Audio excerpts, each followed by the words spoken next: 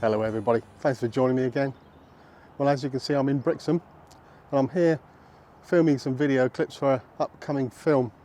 Now that will be coming out in a few weeks time, but today I thought I'd talk a little bit about the colour grading of the film I'm making. Now, as you know, if you watch me, I've been experimenting a bit with some old analogue film using some Kodak and Ilford 35mm film. Now, to complement the stills I'm taking, I've been experimenting with the film as well, which I haven't been showing you. So I use a piece of software called DaVinci Resolve. Just wait for the cars to come past. I'm starting to get busy this morning. Now, I've been experimenting with the colour grading just using the basic settings inside DaVinci Resolve. And a couple of weeks ago, a company called Dehancer got in touch and said, well, would you like to try out one of our film-like colour grading plugins? Now, I haven't tried this plugin before, and yes, it is an opportunity for me to try the software, but Dehancer have asked for an honest review and I can say what I like. So anyway, let's have a look at some of the film footage I've been taking. Well, before I show you some of the other clips and how I've used Dehancer to colour grade them, let me start by saying that, remember, I'm no expert. I'm only an amateur filmmaker, and really I'm using Dehancer just to give me that helping hand. Anyway, let's just have a look at where it sits within the software.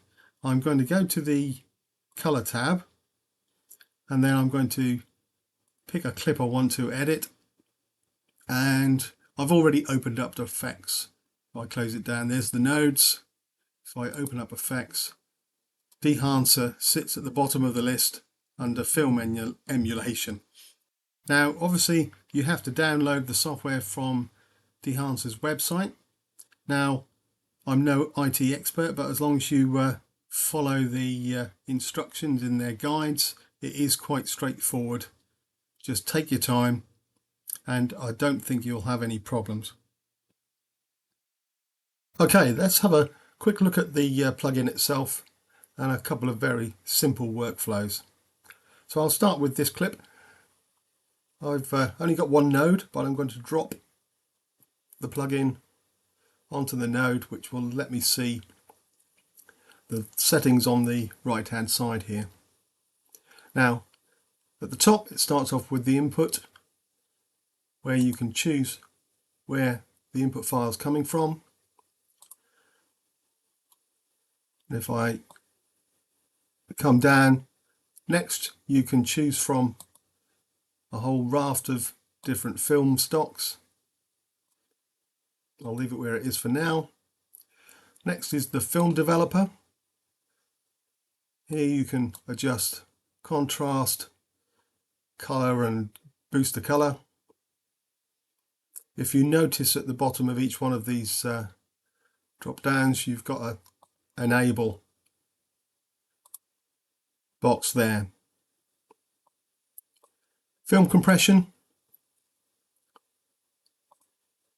you can set your white points and your black points, and then probably just as important as the film stock you're using is how you're going to print it out, how the end film looks. I normally choose the Kodak print film here. And then we get into the things which I really like about Dehancer. You can set the film grade, things like the bloom, which will give that lovely glow, some film damage. As you can see, there's a lot more to choose from. Now, I'm not going to go through all of those.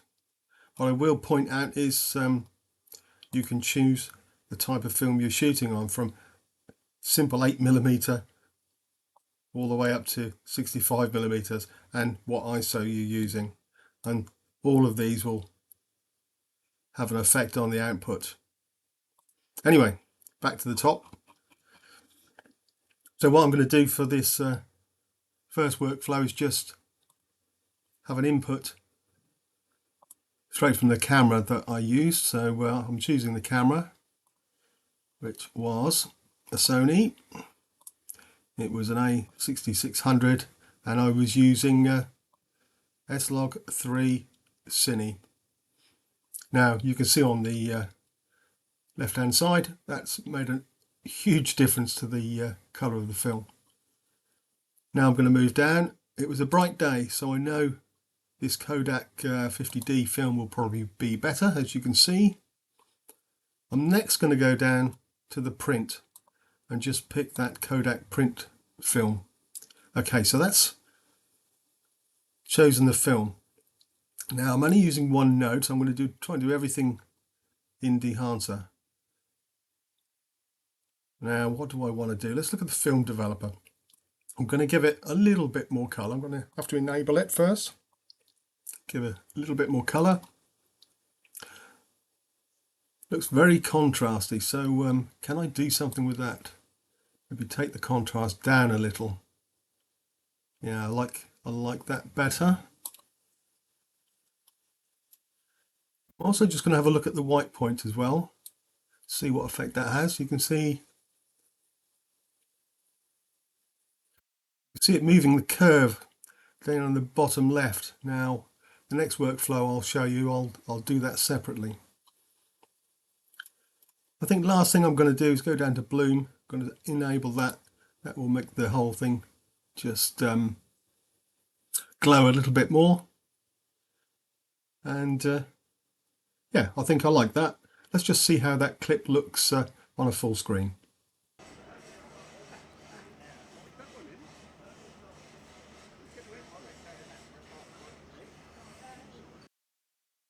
Okay, next let's choose another clip. This time I'm going to add some more nodes.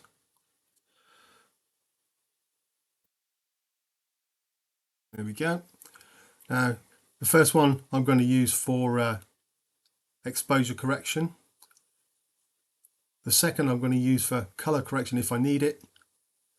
The third I'm going to use for the color space transform, which I'll explain in a minute. And lastly, Dehancer will sit on that last node. Now, with this time around, I'm going to start with the color space transform on the third node. Now, this is the workflow that I normally use. Let's drag color space transform and start with the input again. So the input was Sony S-Log3 when I find it. There we go. And the output I'm going to set at Rec 709. If you noticed when I showed the first workflow, Dehancer had Rec 709 as its default input. So I'm just going to use that for now. There we go. There's the transform done. And the film looks very different already. Okay, next I'm going to go to the last node and add Dehancer so I can see what the ultimate output is going to look like. Input I'm going to leave as Rec 709. The film I'm going to use the same Kodak 50D, and the print again the same Kodak print film. Now already the film on the clip on the left hand side is looking a lot better. Now exposure wise I'm going to start with a separate node, so the first one, and I'm going to use the curves to actually adjust the shadows, the dark and the highlights. Now I could mess around a bit more. I could probably add a little bit to the midtones here. That looks quite nice. Now I could add some color boost on the second node, but I think let's try Dehancer first. Let's go down to the film developer, enable it, and use the color boost there. Now that looks really nice. Quite a lot of color, maybe overdoing it a bit, but good for a demonstration. I think the contrast is just about right. And again, I'm going to add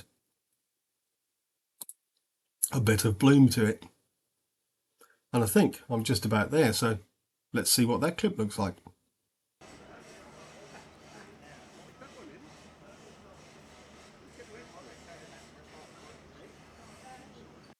Well, before we move on and look at some before and after clips, I've just prepared this one with some 8mm Super 8 film, just to show what's possible. Now let's just have a look at the clip. As you can see, you can really push the editing and make your film look like it was filmed on an old cine camera back in the mid-60s.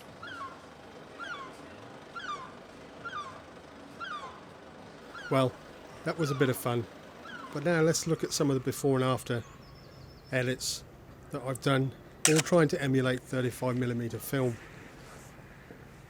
Now I'm using a copy of Dehancer Pro, but they do have a range of plugins available for both filmmaking and stills photography.